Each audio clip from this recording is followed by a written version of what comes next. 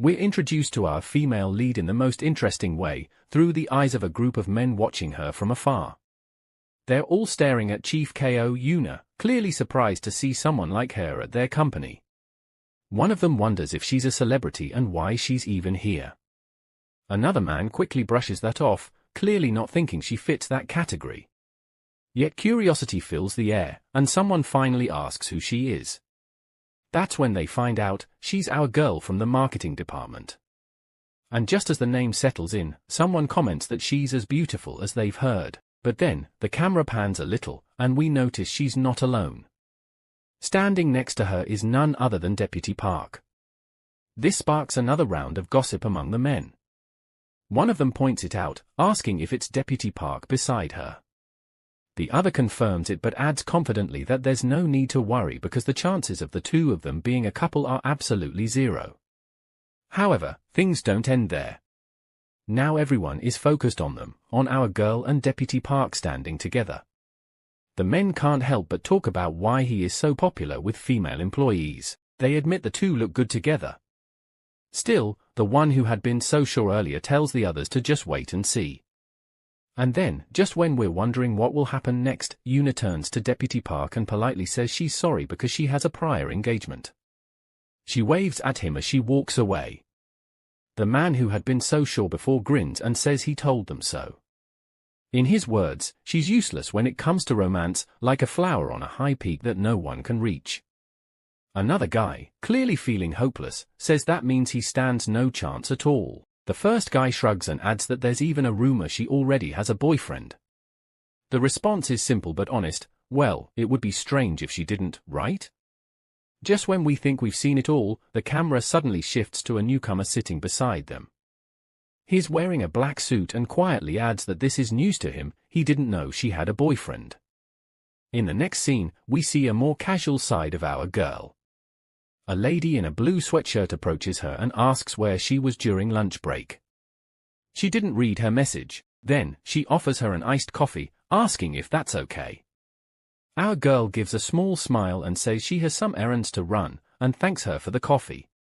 The lady quickly waves it off, saying it's no big deal, and then adds how cute Yuna's dress is. She asks what brand it is. Yuna, always calm and modest, replies that it's not branded. She only bought it because it was on sale. But her friend refuses to believe that. She's convinced it's from a popular brand. That's when another lady, who's also standing nearby, comments that some people don't look good even if they wear expensive clothes. The lady in the blue sweatshirt catches that and teases, asking if that's a story from the management department. She gets a yes in response and then adds that Kim Joo-hee from that department shows up with a different bag every day. The gossip doesn't stop there. The lady in blue, now facing the other woman, says she's heard Kim Joo-hee's father is a judge. And then she shakes her head, saying that the girl is always carrying new stuff. She wonders if her parents ever think about what people say. They should try to be more mindful of public opinion. But her tone changes again, and she sighs, saying that the public eye doesn't matter to someone like Kim Joo-hee. She even adds that she wants a new bag too. Then, she turns to our girl again and says that if she were her parent, she would buy her anything she asked for. She would even buy her a house just because of how beautiful she is. Yuna lets out a soft response, asking her to stop. In this new scene, we're drawn straight into a light-hearted office moment. Suddenly, a voice echoes, and Manager Chai, who's standing with our girl and a lady in a blue sweatshirt, pauses and says she knows that voice. She turns around and realizes it's Manager Kim. Just when we think it's just a casual visit, he steps closer and asks if everyone has finished lunch. Chai, with a polite smile, thanks him for his hard work and confirms that lunch is over. Then, in a slightly playful tone, Chai comments about smelling oil and grilled meat during the day. Without hesitation, Kim admits he got caught. He thought he had gotten rid of the smell on the rooftop. But then he adds something that instantly grabs everyone's attention. He says the new guy told him he had never had Korean barbecue before. That alone shocks everyone around. Chai is the first to react. She asks, sounding surprised, if it's true. She even mentions Ugon John's name and adds that it's embarrassing. Our girl turns to look at him and slowly sips her coffee. In her mind, she finds it hard to believe. He never had Korean barbecue before? Seriously? Now, we get to see the man in question. His name is Ugon John, and he doesn't hesitate to speak. He says he feels like he missed out on life. If he had known how tasty it was, he would have eaten it a long time ago. As Yuna continues to look at him, thoughts begin to run through her mind. She observes that he's tall, handsome, stylish, and sociable. From the outside, he might seem like a clueless new worker, but that's far from the truth. No one sees him that way because he's the heir of the parent company, Doosan Group. He's also the next president of both Doosan and DS Foods. As we move on, everyone walks into the elevator together. Inside, Chai turns to him and asks if he's ever had haruman before. It's a Japanese word that means parts like the intestine, heart, or kidney of pigs or cows that people eat. He replies that he has a friend who likes it and that it's quite delicious, especially with alcohol. Then, something interesting happens. He turns to face our girl and calls her by her title. He draws closer and asks if she likes greasy food like that. She looks at him, surprised, and replies with a short sound. He continues talking, saying she's been quiet for some time. He even brings his face closer, saying that it might just be a matter of taste and asking again what she thinks. She shyly turns her face away and quietly says it's just okay-ish. And right there, as she looks at him, a thought flashes through her mind: he likes her. After hearing her answer, he nods and simply says he understands. Just when it feels like the moment might get more awkward, the elevator stops. Chai happily announces that they've arrived. As our girl steps out, she quietly lets out a deep breath. In her mind, she admits she didn't expect him to speak to her in front of everyone like that. As she walks behind the others, she checks her phone and finds a message from him. The message asks if she doesn't dislike haruman and says he wants to take her out to eat and will pay. As she looks at the message, she can't help but think that his affection is very clear. She might be confused, but she doesn't dislike his honest approach. She feels drawn to his confidence and pure heart. He might be a little naive, but it's also what makes him cute. The only problem is, she doesn't have time for this. Yet, she can't help but read the message again as she keeps walking. In the next scene, we see our female lead seated across from someone who shares her features. It's Yuna and Kim Joo-hee's dad, and the mood is already stiff.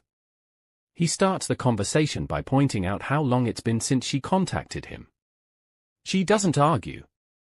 Instead, she simply says she's been busy. Then, as if trying to be polite but still distant, she comments on how well he looks and refers to him as Judge. However, the moment that title leaves her mouth, he reminds her again, just like he always does, that she shouldn't call him that when they're alone. But she doesn't budge. For her, keeping that distance is more comfortable. She doesn't want to be a burden to him, and calling him anything more personal seems to cross that line. Now, while they're eating, he looks straight at her and asks what she needs today. From the audience's POV, it's easy to feel how tense the atmosphere is. This isn't a warm father-daughter meal.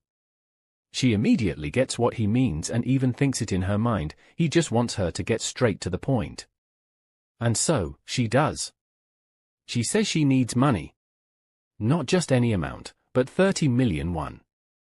To our surprise, he doesn't argue or ask questions. He stands up calmly and tells her he'll transfer the money soon. If that's all, he's leaving first. And just like that, he walks away. She watches him go and silently thinks to herself how quick he is to leave once things are handled. Her hand tightens, and there's a wave of emotion she can't name. She wonders why she feels this way, especially since she didn't even say anything wrong. Then, just when we think the scene is over, she remembers something. A moment flashes through her mind, Manager Chai and another lady gossiping, talking about how she's always showing off new things. They even said that if she asked for something, she could probably get a whole house. That memory stings a bit. So, as if trying to reclaim something for herself, she suddenly says out loud that she wants a bag too. She repeats it, she wants a new bag. Surely that's not too much to ask for. He reacts with surprise. It's rare for her to ask for anything like that, but she stands too and tries to explain herself. She feels like she's falling behind in trends. Besides, a bag is nothing to someone like him. And just when you think you've seen it all, something unexpected happens. A voice calls out from behind, someone says her name. Her eyes go wide as she turns, and we see it's Ugon John. Yes, Ugon John shows up out of nowhere and asks her what she's doing there. She's completely caught off guard, and in her mind, she regrets ever being there on that day. Soon enough, the scene shifts, and now both of them are inside a car. He's still shocked that it's really her. Then he asks a question that sounds heavy. He wonders if what he saw earlier is exactly what he thinks it is. He even asks if that man is the only one. She doesn't understand at first and asks him what he means by the only one. But then he drops a bomb. He tells her to cut ties with the man. And not just that. He says he doesn't know how many others there are, but he can give her more. Then, in the most shocking moment so far, he tells her to get close to him instead. And just like that, the scene leaves us speechless. Sitting inside the car, we see our female lead, our girl, looking down. She tells herself quietly in her mind to calm down. She tries to think clearly, reminding herself that if she takes a wrong step now, things could go bad, and she won't be able to change them again. She keeps her head low and finally speaks, saying she can guess what he is thinking. She tells him it's not the kind of relationship he's imagining. But Ugon John, clearly upset, doesn't take her words lightly. He turns to her and asks if she's denying it. He wants to know how she expects him to understand the situation. He questions her again, saying it's like she's suggesting that accepting a bug, which clearly means something disturbing, isn't a big deal. At this point, she turns to him and responds. She tells him he doesn't need to speak like that. However, he doesn't back down. He tells her to explain properly. He wants to understand why she was with that man in the first place. When she stays silent, he gets even more frustrated. He asks if she plans to stay quiet. Then he adds something that makes the situation even more serious. He tells her that the man she was with is actually a high-ranking judge, and not just any judge, but one who cuts people off the moment there's a problem. He reminds her of what happened earlier, how the judge saw him and immediately walked away, leaving her behind. As if that wasn't enough, we're taken back to the earlier moment they're both remembering. It's that same scene where she had been with the judge, then spotted Ugon John, and almost immediately, the judge left. She had tried to stop him, asking him to wait, reminding him that he shouldn't leave her like that. But it didn't change anything. Coming back to the present, he turns and asks her if she feels embarrassed now. He finds the situation quite unbelievable. Then he says something that really hits deep. He tells her that the man she was with isn't just a stranger. That's Kim Joo-hee's father. Kim Joo-hee, who works with them in the same company. He even says it would have been much better if what he saw wasn't true, because being involved with a colleague's father is a huge problem. She turns away, and her thoughts begin to run wild. She realizes that no matter what excuse she makes, seeing the two of them wearing similar shirts would make anyone think the same way he does. That's exactly why she never wanted to meet him today. Suddenly, we're pulled into her memory from a few days ago. She had received a phone call from her mother. Her mom had told her that she was in trouble and asked her for help just this once. But our girl had raised her voice in shock. She had asked her mom how she could ask something like that. She had asked her if she was really serious about her meeting Kim Hans. She reminded her mother that he used to be her husband a long time ago and that he has nothing to do with them now. She had also shouted that she works in the same company as Kim Joo-hee and that things could get really complicated if the truth came out, but her mom had insisted. She had told her that she was the only one she could rely on. She had begged her, just for this once. And then, she had dropped the biggest truth. She had told her that Kim Hans is actually her biological father. The man who fathered her? Our girl's thoughts now turn bitter. She feels this is all her fault. She blames herself for trusting her family, thinking she should have known better. And finally, back in the present, Ugon John looks at her again and calls her name, Yuna. She suddenly speaks up, and her words are sharp and cold. She asks if that's all John wanted to hear, then says it was an interesting but delusional story. She adds that it's already late and tells him to go home. As if that wasn't enough, she ends by saying she'll pretend she didn't hear the last part. The atmosphere immediately grows heavier. Instead of leaving like she asked, he questions her. He wants to know if she's really living like this and reminds her that she hasn't explained anything yet, but she quickly responds, asking why she even needs to explain herself. According to her, what she does in her private life and how he sees it isn't something she wants to talk about. She turns to leave, but just when we think their interaction is over, he holds her hand and says their conversation isn't finished. What happens next catches us by surprise. He tells her that if the reason she was with that person was for money, then he could be the one instead. This makes her stop and turn to look at him, clearly shocked. He continues by saying that anyone would do, so she should just choose him. He even offers to buy her a bag or anything she wants. In that moment, she looks at him and thinks to herself, this guy. She responds politely and tells him to let go of her. He does, and apologizes, saying he didn't mean it. Then, she takes his hand and asks if he was serious about what he said earlier. She brings up what he himself had suggested, that she might be having an affair with a colleague's father, and asks if he doesn't find that disgusting. And here's where we get one of the most unexpected responses. He admits that yes, it's disgusting, but he doesn't mind. That's how much he cares about her. At that point, her eyes widen. Then, we see what's going on in her mind. She thinks he's only drawn to her out of curiosity. She believes she just happened to catch the attention of someone who has everything, so it was fun for him to laugh and spend time with her. She admits she doesn't even dislike his straightforward nature. But still, she knows their relationship is nothing more than that. She tells herself that there's no need for him to ruin his genuine feelings. He shouldn't destroy himself just to be with someone like her. Then, she finally speaks and tells him they should stop. She questions if he even understands what he's saying. She warns him not to say things he'll regret and suggests they act like nothing happened today. Without giving him a chance to argue, she gets out of the car. And guess what? It's raining. She tells him that from now on, they shouldn't meet in private anymore.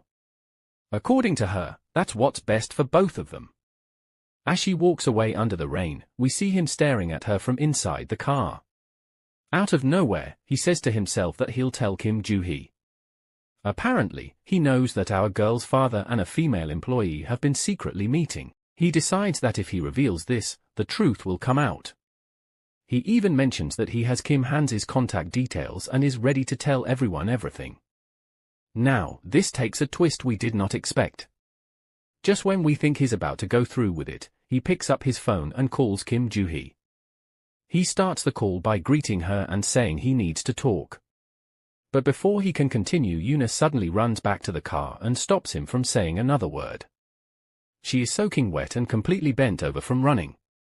She stares straight into his eyes and wonders if it's all just curiosity. She tells herself that he doesn't need to get involved because of her.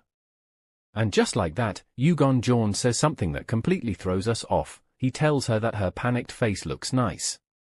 At this point, she realizes something inside her. She thinks to herself that she's now in a relationship with him that she can't walk away from. So, we're still with Kim Joo-hee, and she's still on the call. She hears the line go quiet and tries to get his attention. She says hello, wondering if he can hear her. She wants to know what's going on, and she sounds confused. Meanwhile, John, who's standing right in front of our girl and smiling at her, finally speaks into the phone.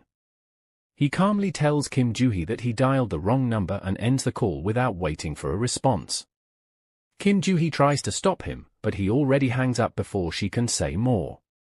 Right after that, he turns his attention back to Yoona. He tells her she has a nice expression and wants to continue their talk.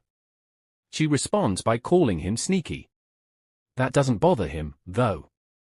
Instead, he reaches out and gently touches her face, brushing some hair away. Then, while still looking at her, he lifts her face slightly by her chin and explains that if she had just listened from the beginning, things wouldn't have reached this point. He admits to using a tricky move only because he really wants her to like him. Then, in a sudden move, he leans in and kisses her. As if that wasn't surprising enough, he then gives her a choice: either they go to a hotel or her place. In the next scene, they're entering a building. He looks at her and asks if she's serious. She asks him what he means. He says he didn't expect her to agree to go to her place, especially since she said she didn't want either option. She says it's fine, it's already late, and going to a hotel would feel strange. While saying that, she starts entering the passcode to her door. Once she unlocks it, she tells him that since he has a car, he can leave right after they are done. She adds that the place is a bit far from the office, so it makes sense. Right then, he brings up something unexpected. He asks if Judge Kim Hans also gave her the same list. She admits that yes, to some extent, he did, but then, something shifts. He suddenly turns around and starts walking away. He says he doesn't like this and suggests they go to a nearby hotel instead. He promises to drive her back afterward. Her reply is sharp: if he doesn't want to go anywhere else, then they should just pretend none of this happened. As soon as he hears that, he stops in his tracks. Now facing her again, he tells her that what she just said is a bit hurtful. She asks him what he means. He keeps walking toward her and says she's being unfair. She responds by saying he knew what he was getting into, didn't he? Things go quiet for a moment as they reach the 14th floor. Our girl is about to go into her room when she tells him to wait outside for a bit because the place is messy. She says she needs just 5 minutes to tidy up. But he doesn't wait. The moment she opens the door, he pushes it fully and walks in with her. And without wasting any time, he kisses her again. Surprised, she tells him that he's rushing. But he pushes her gently onto the bed. She still tries to talk, asking for just a little time to prepare. He doesn't pause. Instead, he asks her what she's preparing for. Then he makes it clear he doesn't want to give her another chance to slip away. In this scene, we're introduced to a moment filled with quiet tension. John suddenly takes off his shirt, and we notice how Yuna's eyes widen. Clearly, she's surprised. In her mind, she begins to wonder how much this guy must have trained to have a body like that. He then tells her that she's staying for too long, but adds that he's glad. Just when he leans in, ready to kiss her, she stops him. She tells him to wait. He asks what the problem is this time, then gently moves his face closer and says something that makes the air feel even heavier. He wants to know how much longer she plans to keep him waiting. At this point, she suggests they set some rules. That's when we hear him laugh a little. The idea of rules, especially now, amuses him. He even teases her, asking if she really plans to negotiate in a situation like this. She stays calm and says she doesn't see why not. Just because they're here doesn't mean she has to do everything he says. Surprisingly, he pulls his body away from her and asks her to go on and tell him what she wants. Then, he stands up and, while putting on his shirt, he turns to her with a serious expression. He wants to know if it's money or a house she wants. He says if a contract is what she's after, he can write as many as she wants. At that moment, she lowers her head. Her voice is quiet when she says something that hits us deeply. If he's offering a contract, it means he doesn't plan to end things in a clean way. He doesn't hesitate. He says he has no plans of doing that. He goes on to say that he doesn't want any kind of limit in their relationship. He wants every single part of her. Hearing that, her mind drifts off to a past moment at the office. Manager Chai had looked at her and asked if she was okay because she seemed pale. She replied that she was fine, even though we know she wasn't. After that, she sat at her desk and began thinking. Ugon John and Kim Joo-hee had been talking alone earlier. What could they have been talking about? That thought led her to wonder if the rumor going around might be true. We're taken further back to a time during dinner with the rest of the employees. One of the staff members had said something that caught everyone's attention. She asked the manager if she had heard the news. When the manager asked what news, the lady said Ugon John and Kim Joo-hee had been getting close recently. The manager was surprised and asked if Kim Joo-hee was really that high class. The other lady confirmed it and added that Kim Joo-hee's father was a former chief judge and her mother was a well-known pianist. The manager nodded and said they must be rich, but reminded them that Ugon was the head of the design group. Now, back in the room, he turns to our girl and makes another request.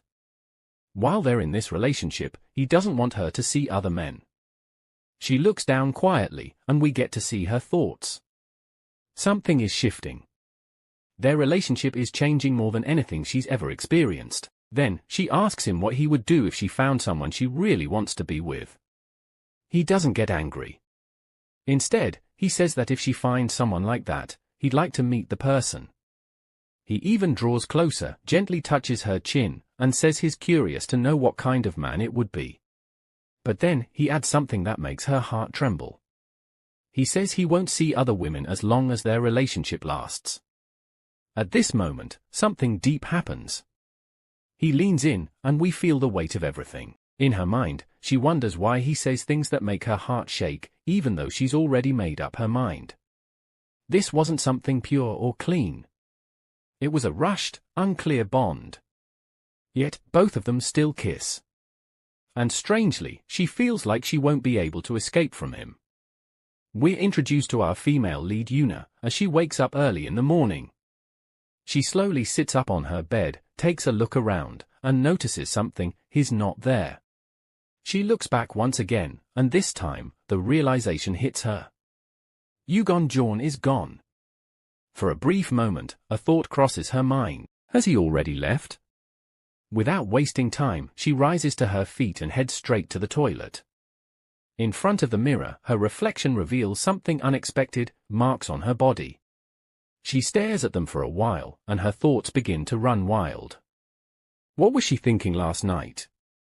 Why did she pretend and reject his proposal? Was her heart trembling only because it was him? However, regardless of how she feels, she reminds herself that all she's allowed to have is a relationship based on a contract. Nothing more. In the next scene, we see her all dressed up at her workplace. She's already taken extra care to cover the mark on her neck with a cloth. She tries to stay calm but still wonders quietly if anyone can see it. Suddenly, she turns around, and there he is, Ugon. He's walking toward her from behind, and right at that moment, she looks at him. We can tell from her expression that she's caught off guard. In her head, she's thinking about how he's looking directly at her. Then, something interrupts the moment. The manager greets her with a cheerful tone, and she quickly responds with a good morning. However, the manager doesn't stop there. He notices something else and asks if she cried because her eyes are swollen. As if that wasn't enough, this simple question sends her mind spinning back to the night before. She then explains that even though she didn't say anything about it, things had ended naturally. Ugon, not completely convinced, repeats her words. Naturally ended? She responds firmly that there has been no contact since that day. And we don't have to think too hard to guess that that day must have been intense. He quickly gives his opinion. Kim Han's probably ran away. He must have realized he was doing something shameful. But then, he notices her expression. He stares and asks why she looks that way. Could it be that she feels lonely now that there's no contact? Then he says something that seems to strike a deeper chord. From this touch, she shouldn't have been involved with someone like him. At this point, her thoughts are no longer calm. She starts to reflect. And we get to hear her voice inside. Yes, she shouldn't have met that man. But what now? What is she supposed to do? Because the truth is hard, that man is actually her father. A secret she carries silently. Ugon, unaware of the truth, gives his next instruction. She should contact the man, cut all ties properly, and return everything he gave her. He doesn't want that man showing up again. He even tells her to move out of the apartment. But she softly says that none of this has anything to do with him. He quickly reminds her of the agreement they had, that they wouldn't see other people. She looks down, not knowing what else to say. Deep in her heart, she feels something's unfair. Even though he refuses to open up about his connection with Kim Joo-hee, he wants answers from her. He seems to catch something in her silence. He says he's not overthinking things. the other guy definitely still has feelings. She calmly tells him that he's wrong. Whatever he's thinking, that kind of relationship doesn't exist. Then she says something even deeper. Right now, it's only him. It's only Ugon John. This simple truth finally makes him smile. He doesn't say much, but his smile says he believes her, or at least, he hopes she's being honest. And just when we think we're done, the scene shifts. We're taken back in time, back to a classroom during secondary school. A teacher stands in front of the class, reminding them all to consult their teacher about their career path and submit their plans that same day. He tells everyone to write seriously and not fool around. A much younger girl is handed a sheet of paper in school and told to write her father's name. Without much thinking, she writes Kim Hans. But then she pauses. Something about it doesn't feel right. In her mind, she wonders if writing the last name might cause problems. She remembers that Kim Joo-hee is also going to write her father's name, and she doesn't want to start any trouble. So, she crosses out the name Kim Hans from the page. She continues to recall how she walked through the hallway that day. While walking, she bumps into Kim Joo-hee by mistake. Just when we think it's just a normal accident, Kim Joo-hee quickly reacts. She complains about something getting on her uniform, but another girl nearby mentions that nothing touched it. Yet, the complaint doesn't stop. Kim Joo-hee, clearly angry, says it's not about the milk. Then, she adds something so hurtful, it takes us by surprise. She says this is the dirty smell of someone born without proper recognition. Yuna's eyes widen, stunned by the words. As if that wasn't enough, the scene moves forward, and we find our girl standing quietly by a window. From there, she watches Kim Joo-hee with her father. She thinks to herself about how different they seem. She remembers what Kim Joo-hee said earlier and wonders why someone like that would stand proudly next to her father. The man smells like that in front of his daughter, she thinks. Back in the present, Ugon John calls her name, and that instantly snaps her out of the memory. She's confused for a second, wondering if it was all a dream. Tears had already formed in her eyes without her knowing. He turns to look at her and asks if she's awake. She simply replies that she accidentally fell asleep. He tells her it's fine, and then asks her to open the glove box. She stretches her hand forward and opens it. Inside, she finds a necklace. Looking surprised, she asks what it is. He calmly tells her it's a necklace and that he bought it for her while waiting. Then, he adds that she should try it on. She remembers how he once gave her a credit card and thinks about how this feels the same. So, she accepts it without much resistance. Right after, he asks if she has eaten lunch and says he found a good place nearby. He suggests that they go there together. However, instead of feeling happy, she starts thinking again. Deep down, she believes that to him, everything is just part of their agreement. A necklace and some food, that's all it takes for him to believe things are okay. Her mind travels back again. She remembers when Kim Joo-hee hugged Ugon John not long ago, and even further back, to when Kim Joo-hee insulted her during school. The words dirty and smelly still ring in her head. She looks at the necklace once more and drops it down. She says she doesn't need it. She adds that she doesn't need food or any presents either. That moment changes the mood. He turns to her, confused, and asks what she means. She doesn't hold back. She reminds him that they should stick to what they agreed on. As long as he can be close to her like they planned, he's satisfied, right? After all, their relationship is based on a contract. Suddenly, his face becomes more serious. He says she's really difficult. But she explains that she just wants to avoid any misunderstandings. He pauses for a second, then agrees. He even adds that it's true, the food idea was all his anyway. In the next scene, we're taken upstairs where things begin to heat up. Ugon John and our girl are kissing, and just when we think we've seen it all, she pauses for a moment and tells him to eat. However, he isn't really thinking about food. What's going through his mind is something deeper. He thinks to himself that to her, both he and Kim Hans are probably the same. So, this is the only way. He wants to own her. And then, as if that wasn't enough, Both of them get intimate. Nothing more is shown, but it's clear something serious happens between them. After that, we see him sitting and looking at her. She's lying on the bed, sleeping, but something catches his attention, tears in her eyes. That sight doesn't sit well with him at all. He lets out a short comment, clearly irritated, saying that making her cry is beginning to get on his nerves. The next part takes a small time jump.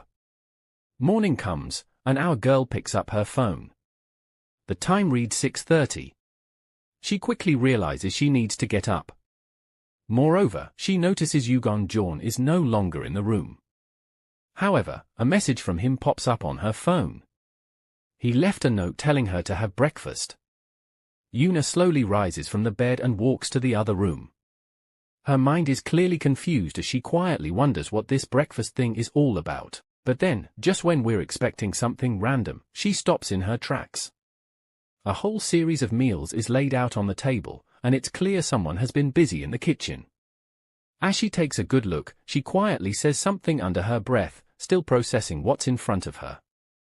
She then notices a small note on the food. She picks it up and softly mutters that he really didn't have to do all that. However, curiosity gets the best of her, so she reads the note. It simply says he made something using what was already in the fridge, and if she doesn't want it, she can throw it away. Her eyes stay on the paper for a moment. Then she wonders why he would tell her to throw it away, as if that even made sense. Suddenly, she feels something on her neck. Her hand reaches up, and to her surprise, she's wearing a necklace. Slowly, she removes it and, almost like a whisper, calls it a soup assistant. After a moment, she places it back around her neck. Then a memory flashes through her mind. She begins to recall how he made the food and even put the necklace on her neck himself. Standing still, she begins to reflect.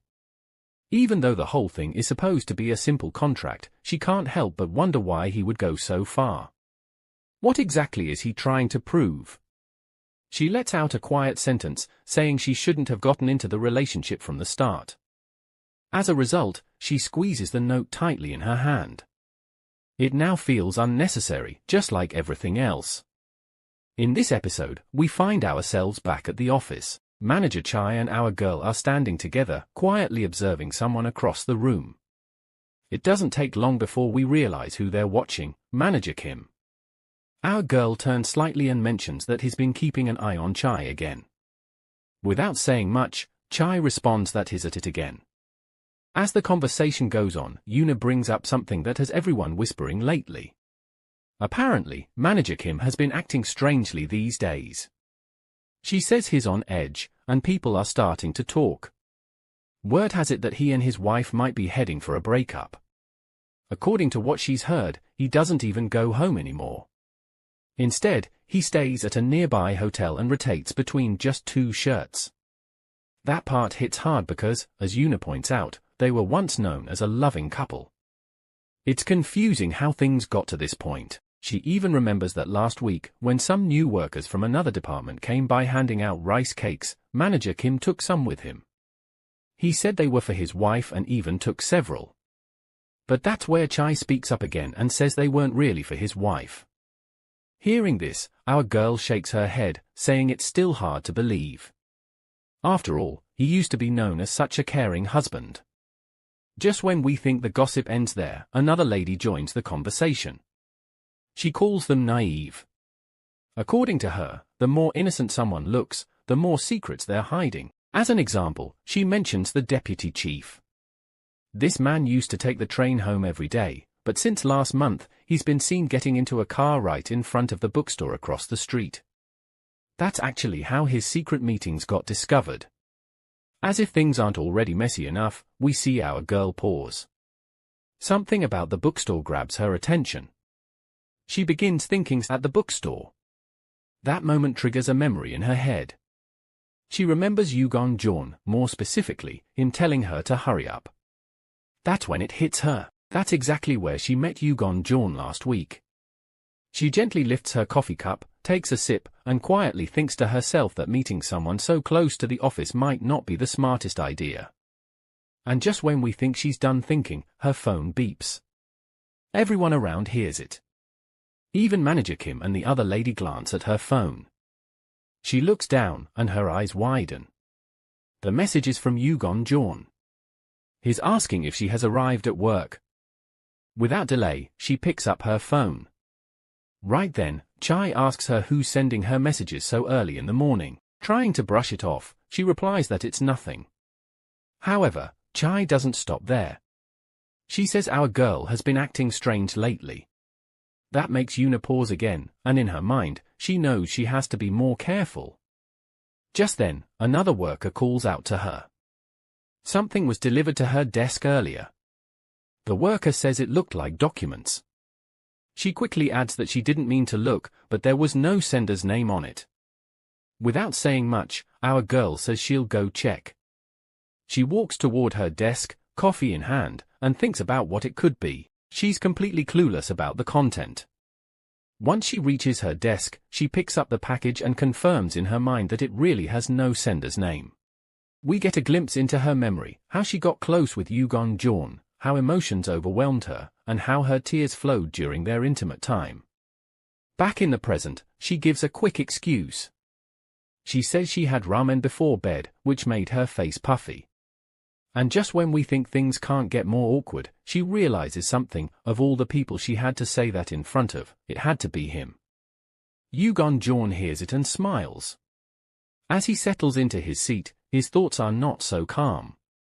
He feels like she's good at lying. He begins to think again. She didn't even reply to his message. He wonders why he even got excited over just spending one night together. It almost feels like he's calling himself foolish for getting his hopes up. Suddenly, Kim Joo-hee appears, calling his name. She wears a sweet smile and carries a cup of coffee in her hand. She offers it to him politely. Now, Kim Joo-hee is not just anybody. She works in the management department. She's the daughter of a judge and was raised like royalty. Her name is well known, though for reasons completely different from Yoona. We also find out something interesting. She and John have known each other since childhood. However, she has no clue about what her father really does behind the scenes. In this scene, we're introduced to John once again, and it's clear that things are starting to feel a little uncomfortable. She asks him if he wants some, but he simply says that he just had some, so he's good. Deep down, though, he's thinking how awkward the whole thing feels. The air is a little heavy, but it's just the beginning. Then, she casually asks him what he did over the weekend. For a brief moment, he drifts into thoughts of the night before, intimate moments shared with our girl, but instead of saying that, he quickly answers that he was at home. However, she doesn't stop there. She looks at him and asks if he was home all day. He says he just watched movies. She asks if he did anything else, but he repeats that he watched movies all day. Suddenly, she calls his name. He replies and asks what's going on. She quietly tells him that she needs to talk to him. The two of them step away to a more private area, and he looks at her, waiting to hear what she has to say. She looks down and asks why he's suddenly being called. She wants to know if it's on purpose, and then she brings up something very specific. She says it's even after the suggestive call that night. He replies by saying it was that night. But immediately, she raises her voice and says it was late Friday night. At that moment, he begins to recall the exact call she's talking about. He starts to remember what happened around that time, and without thinking, he places his hand on his chin, clearly troubled. She looks at him and asks if he is playing games. She tells him that night, she couldn't stop thinking about being left behind. His reaction is quiet. He simply says he will leave first and politely excuses himself. But before he can go too far, she throws another question at him. She asks if that's the reason he called her. And we, the viewers, can't help but notice something stirring inside him. He starts to wonder if, when he was pressuring her, she felt just like this. Then, he remembers something else, how he once asked our girl if she liked greasy food. The thought lingers in his mind, and he admits to himself that he doesn't know what to do. As if that wasn't enough, he recalls the text he sent to Yoona, the one where he told her she's good at lying. It begins to frustrate him. he even remembers the time he asked her to sleep with him, and starts thinking that maybe she felt uncomfortable too. Just when we think the scene can't get more emotional, Kim Joo-hee suddenly hugs him. He begins to say something, but the hug stops him in his tracks. She softly tells him it's fine. His eyes widen, and the next thing we hear is her saying he doesn't have to hide it anymore. She tells him he feels the same way, right? And you wouldn't believe what happens next. Our girl appears near the place. She sees them clearly, and her eyes widen in shock. Meanwhile, Kim Joo-hee, still holding him, continues speaking. She tells him again that he feels the same way, doesn't he? And now, with both girls in the same space, and emotions running high, we're left wondering what's going to happen next. We're introduced to a rather intense moment. Ugon suddenly pushes her away and, without any warning, asks her what she's seeing. He tells her plainly that he doesn't feel anything for her. Then, he slips his hand into his pocket. At that very moment, her eyes grew wide. She turns around, and just when we think things can't get any tenser, both of them turn around again. This time, they notice someone. It's our girl. Right then, Kim Joo-hee quietly mentions that it seems like someone was there. And we know exactly who she's referring to. But before anything else happens, Yoona walks away. In the next scene, we see the manager, Chai, suddenly speak to her. She tells her that she's early. In her mind, our girl remembers she was heading to the meeting room. So she replies that there was a mistake in the documents, and that's why she went back to get them. However, the manager notices something. She says Yoona looks pale and even asks if she's okay.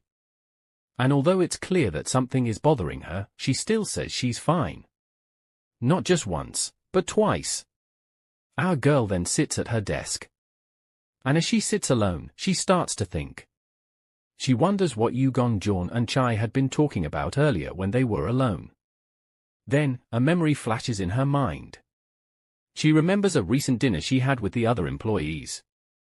Now here's where things get even more interesting. During the dinner, one of the ladies turns to the manager and asks if she heard the latest gossip. The manager says she hasn't. The lady then shares that Ugon and Kim Joo-hee have been getting quite close recently. The manager seems surprised. She asks if Kim Joo-hee is really that high level. Then, the lady continues, saying Kim Joo-hee's father used to be the chief judge, and her mother is a well-known pianist. The manager agrees they seem wealthy, but she also points out that Ugon is the heir of the Doosan group. And in her opinion, someone else is a better match for him. That's when we get a twist. They begin talking about Yoona. The manager mentions that she's not just a match, but that Ugon would do better with her. And our girl, sitting right there at the table, hears it. She reacts, wondering aloud if they really mean her. The manager confirms it. She says Yoona may not be as beautiful as Kim Joo-hee, but she's a much better match for Ugon. Our girl laughs a little and picks up her cup. She says there's no point talking behind someone's back. Then, she suggests they have a toast. As a result, everyone lifts their cups and cheers for her, calling her amazing, beautiful, and capable. They all say cheers, and the mood lightens. But while she drinks, she quietly thinks about Ugon. She imagines his face. And in that moment, she questions if they truly match. She also thinks maybe she doesn't even know her place. Back in the present, she gets a message on her phone. It's from Ugon. He wants to know how long she's working that day. She chews on her finger, unable to focus on work anymore. And of course, it's because of him. Just when we think she might be left in peace, the manager suddenly slides up beside her. She asks her if it's a man. Our girl replies that it's not. But the manager pushes again, asking if she's really telling the truth. Yoona insists it's not a man, saying it's just someone she's trading with on a flea market app. The manager, noticing this, smiles, then lets out a short sigh and says it's better to call it a day. It's clear our girl is in a bit of a hurry, and just as if reading her mind, the manager casually dismisses the rest of the team. As the others begin leaving, the manager turns to her and says she doesn't have anything urgent left and should go on. Then, almost playfully, the manager tells her to let them know if it goes well. At this point, Yuna quickly responds, saying it's not what the manager is thinking. But then, something unexpected happens. She suddenly smiles and says, "Really?" And just like that, we see a message pop up on her phone. It's from John, and he tells her to come to the bookstore when she's done because he's with someone. Holding her phone tightly, she quickly glances around, trying to figure out where he could possibly be. Before she even has the time to think more, another message appears. This time, it says something surprising: "The black car in front of you." We follow her gaze as she slowly turns around, and there he is, John, sitting inside the black car parked right in front of her. He calls out and tells her to hurry. Without wasting time, she opens the door and steps into the car. Then we see him say something slightly unexpected, asking if he should have just waited outside the company all this time. She responds, saying it's not like that and that he could have waited somewhere else, too. But what happens next catches her off guard.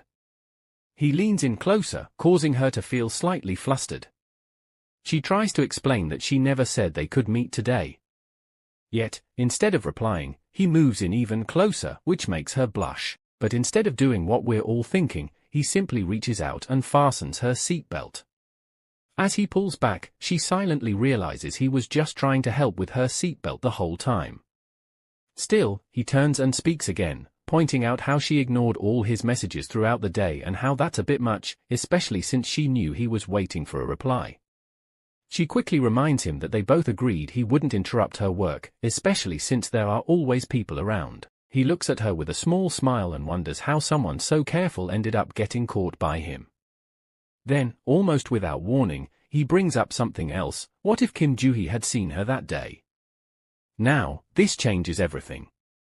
Hearing that name makes our girl pause. She looks down, and it's clear her mind is spinning. Even now, she's thinking about her. At that moment, we're taken into a brief flashback. She recalls the time she saw Kim Joo-hee with John at the store, and how one of the employees had mentioned seeing them together recently. That alone sparked a wave of thoughts. In fact, there was even a rumor about them, and that memory of Kim Joo-hee hugging him back then still lingers. Back in the present, she looks at him and quietly asks if she can say something. He gives her the go-ahead, and she finally asks the question that's been sitting in her chest: what kind of relationship does he really have with Kim Joo-hee? John is the first to speak, making it clear that there's no relationship between him and someone else. He then pauses, thinking to himself and wondering why Yuna would suddenly ask about her. It seems out of nowhere. However, she admits that she didn't plan to ask but only heard some rumors. He is surprised, repeating the word in disbelief. Rumors? Nesta nods and explains that there were talks about his relationship with her. He gives a small smile, clearly amused, and asks if she really believes such things. And just when we think this will die down, his thoughts take a turn. He wonders if this is jealousy. Could that be it? As if flipping the table, he then asks her a question. What about Kim Han's? Has she ended things properly? But deep down, he knows one thing: for someone like her, relationships aren't something to get jealous over. He wants to know if Kim Han said anything unclean to her. To that, she quietly replies yes. Curious and cautious, she opens it, and what she sees leaves her stunned. Her eyes grow wide as she stares at the photos inside. They're pictures of her and John. She's frozen for a moment, thinking to herself, what are these pictures? What are these photos? And just like that, the quiet office morning turns into something else entirely. We're introduced to our girl, who begins remembering something that happened before. She had been walking on the street at night, completely alone. The road was quiet, but something didn't feel right. Her heart beat a little faster, and she couldn't shake off the feeling. In her mind, she wonders if someone has been following her.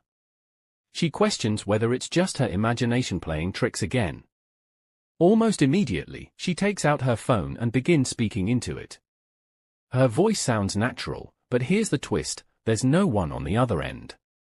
She acts like she's talking to someone real.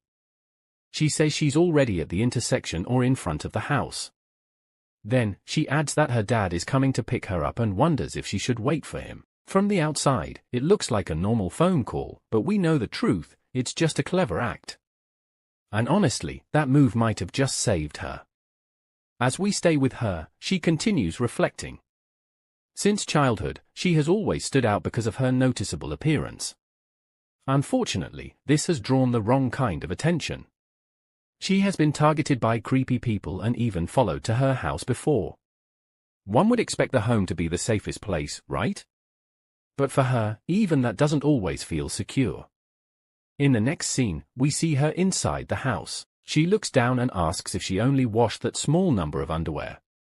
Her eyes narrow, and then something clicks. She thinks about it deeply. She hasn't seen her favorite one in a while. This tiny thought leads her to check her wardrobe again, and that's where something strange happens. She finds a book sitting inside her closet. Not just any book, though. It's her graduation album. Now, that's odd already, but what she sees next makes it even worse. A part of the album is missing. Even more disturbing, every part that once showed her face has been torn out. Just when we think we've seen it all, she takes the album and rushes to the security office. She meets the officer, who tries to calm her down. He explains that they have checked all the cameras. Surprisingly, there is no footage of anyone using the elevator. It appears someone used the stairs instead, meaning it could be someone who lives in the same building. As if that wasn't enough, he suggests that maybe she should consider moving out. That's when he says there's nothing more they can do at this point. Back in the present, we find her still standing in the office, looking at the pictures of her and Ugon John. Her hand slowly rises to cover her mouth, and her thoughts become loud and clear, even though she has already moved. Why is something like this happening again? In the next scene, we find Ugon John standing alone. He keeps texting her, but she ignores him. He wonders silently if she's avoiding him. We can sense the confusion in his mind as he recalls how, whenever they're together, she gives him these passionate looks. Yet now, she won't even answer his call. Just when we think things couldn't get more complicated, he suddenly spots our girl walking toward him. He waves at her, but to our surprise, she doesn't respond. She just walks past him like he's not even there. It stings, and his thoughts grow heavier. He begins to wonder if what they share is truly just a contract. If that was all it meant to her, then why didn't she accept the necklace? If she wanted, she could have taken full advantage of him by now. As he stands inside the elevator, he thinks about how he went all the way to her house simply because she didn't reply to his messages. And it hits him, what is it about her that keeps pulling him in this far? There's no peace in his mind, and before he can make sense of it, the elevator door opens. And you wouldn't believe what happens next. Right in front of our girl's house, he sees a man standing alone. It catches him off guard. He stares at the stranger and thinks to himself, wait, isn't that Yuna's place? Why is this man here? Ugon John walks up and asks him who he is.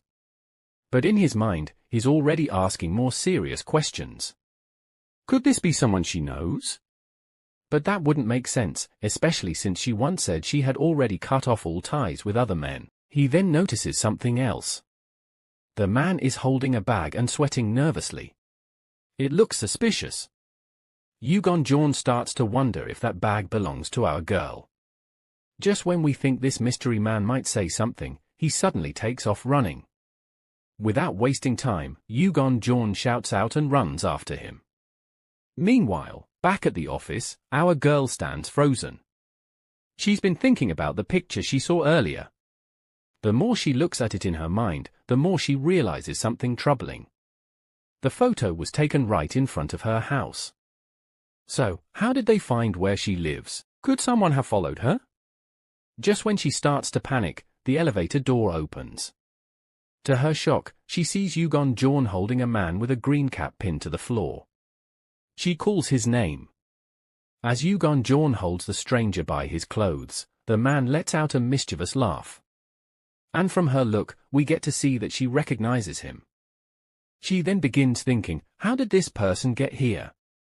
She had moved because of people like him. So if he's found her again, does that mean she's not safe anywhere? As all these thoughts run through her mind like scattered puzzle pieces, he tries calling her name again, asking if she can hear him. But she doesn't respond. She continues thinking, why is it always her? As he gets closer, he holds her and gently calls her name again. At this point, we see the tears falling from her eyes.